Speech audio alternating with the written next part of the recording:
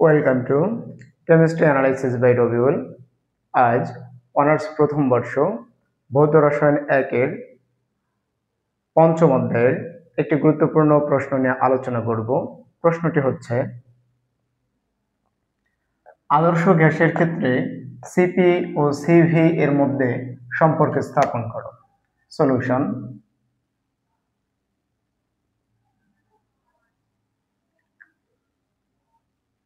তাপগতি বিজ্ঞানের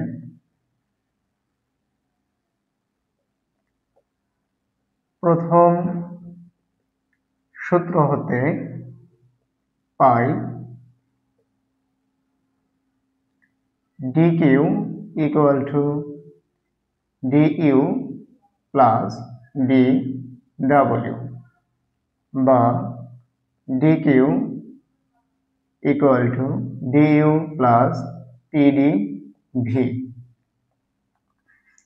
যেহেতু dw equal to pdv, এটিকে আমরা 1 নং সমীকরণ দিচ্ছি। আমরা জানি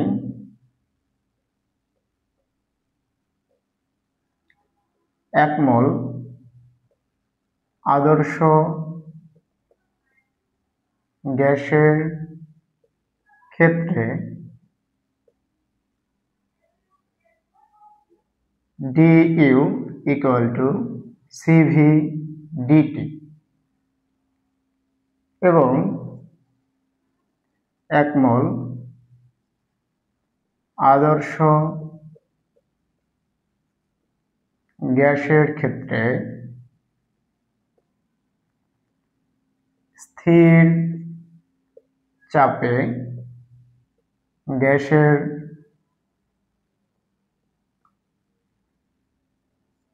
মোলার আপেক্ষিক তাপ Cp equal to dq divided dt বা dq equal to Cp dt। 1 নং সমীকরণ হতে পাই dq এর পরিবর্তে লেখা যাবে Cp dt। Cp dt equal to du এর পরিবর্তে লেখা যাবে Cv dt। Cv dt plus pdv। এটিকে দিচ্ছি 2 নং সমীকরণ।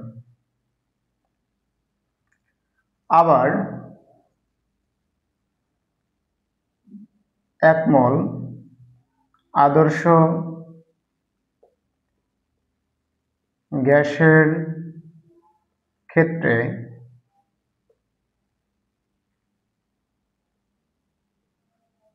PV equal to RT, এটিকে দিচ্ছি 3 নং সমীকরণ।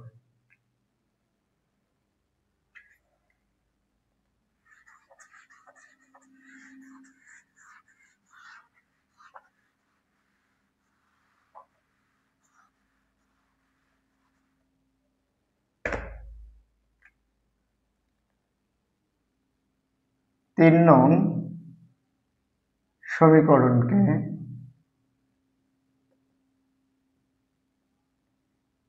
T এর সাপেক্ষে অন্তরীকরণ করে পাই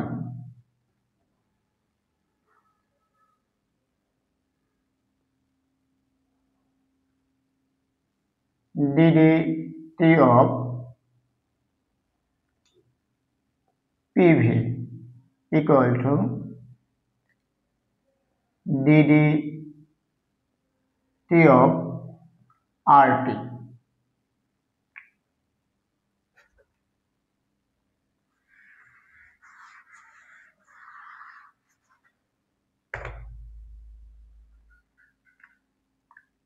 যেহেতু পি কনস্ট্যান্ট, সুতরাং অন্তরীকরণ করলে পাওয়া যাবে P into DDT of V, এবং এখানে আর কনস্ট্যান্ট, সুতরাং লেখা যাবে আর ইন্টু টিকে টি এর সাপেক্ষে অন্তরীকরণ করলে পাওয়া যাবে 1, আর গুণ করলে পাওয়া যাবে P D V equal to R D T. P D V এর মান 2 নং সমীকরণে বসিয়ে পাই।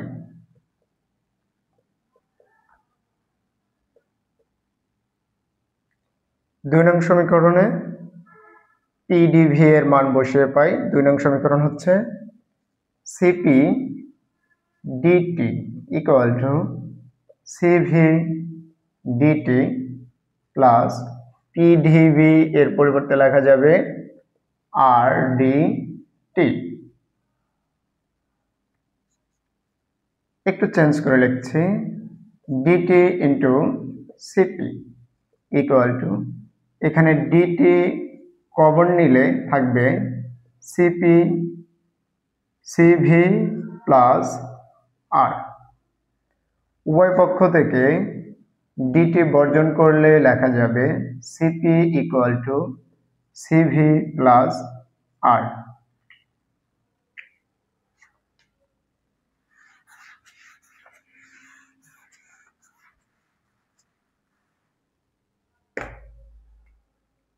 বা সিপি সিভিকে পক্ষান্তর করলে হবে minus CV equal to R. এটিকে দিচ্ছি 4 নং সমীকরণ। 4 নং সমীকরণ সিপি ও সিভি এর মধ্যে